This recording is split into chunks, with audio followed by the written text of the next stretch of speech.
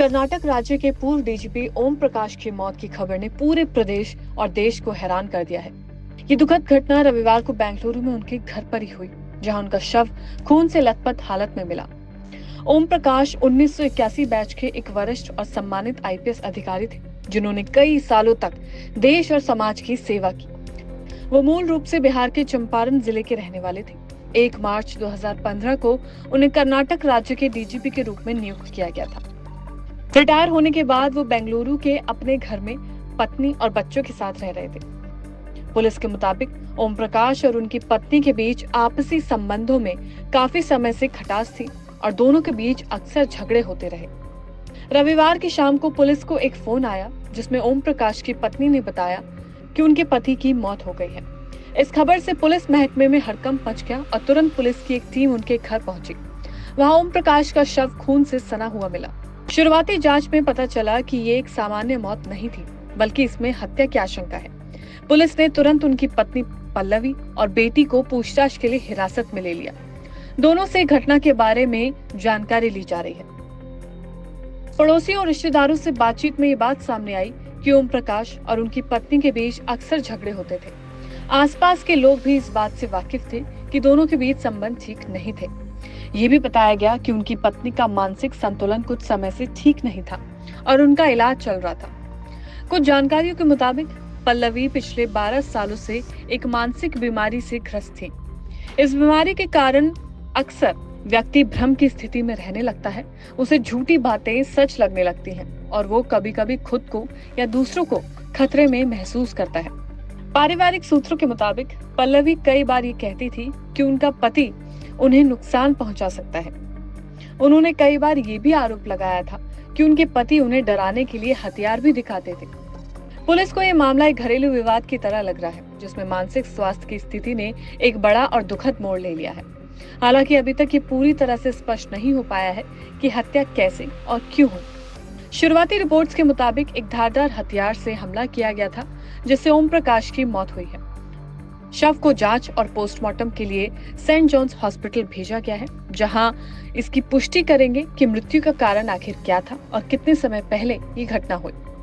इस मामले में बेंगलुरु के अतिरिक्त पुलिस आयुक्त विकास कुमार ने मीडिया को जानकारी दी कि रविवार को लगभग 4 से 4:30 के बीच उन्हें ओम प्रकाश की मौत की खबर मिली। पुलिस ने तुरंत उनके बेटे कार्तिकेश से संपर्क किया, जो शहर से बाहर थे। कार्तिकेश ने पुलिस को एक औपचारिक शिकायत दी, जिसमें उन्होंने अपनी मां और बहन पर हत्या का आरोप लगाया। उन्होंने अपनी शिकायत में ये लिखा कि उनकी मां की मानसिक स्थिति सही नहीं थी और उनका इलाज लंबे समय से चल रहा है। इस मामले में पुलिस ने एफआईआर दर्ज कर ली है और मामले की जांच की जा रही है। जैसे जैसे मामले की जांच आगे बढ़ रही है, कई चौंकाने वाले खुलासे हो रहे हैं। कुछ पारिवारिक सूत्रों ने बताया कि ओम प्रकाश और उनकी पत्नी के रिश्ते पिछले कई सालों से ठीक नहीं थे। उनके बीच आर्थिक मामलों, संपत्ति के बंटवारे और कई पारिवारिक विषयों को लेकर मतभेद थे।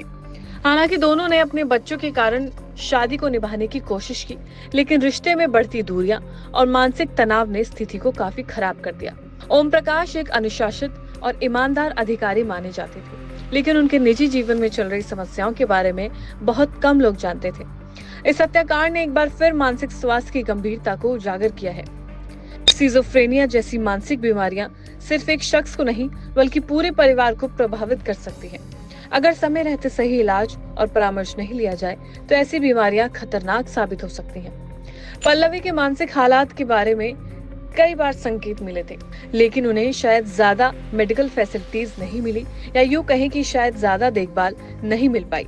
उनके परिवार वालों ने भी इस बात की पुष्टि की है कि वो अक्सर डर, अविश्वास और भ्रम की स्थिति में रहती थी। ये घटना सिर्फ एक हत्या नहीं है, बल्कि एक बड़े सामाजिक और पारिवारिक संकट को भी उजागर करती है। एक तरफ जहां देश के वरिष्ठ और अनुभवी अधिकारी की निर्मम हत्या हुई, वहीं दूसरी ओर ये सवाल भी उठता है कि अगर मानसिक बीमारी के संकेत पहले से मौजूद थे, तो उसे गंभीरता से क्यों नहीं लिया गया? क्या इस त्रासदी को टाला जा सकता था?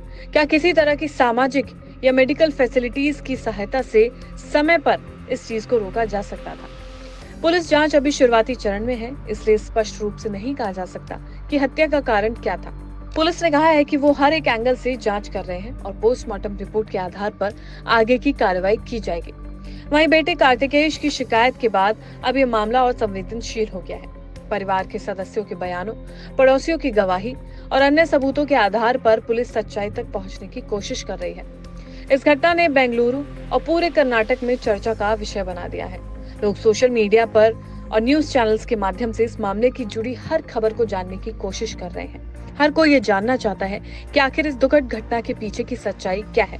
फिलहाल क्राइम तक की पूरी टीम इस मामले पर जुटी हुई है और इससे जुड़ी हर एक खबर आपको दी जाएगी।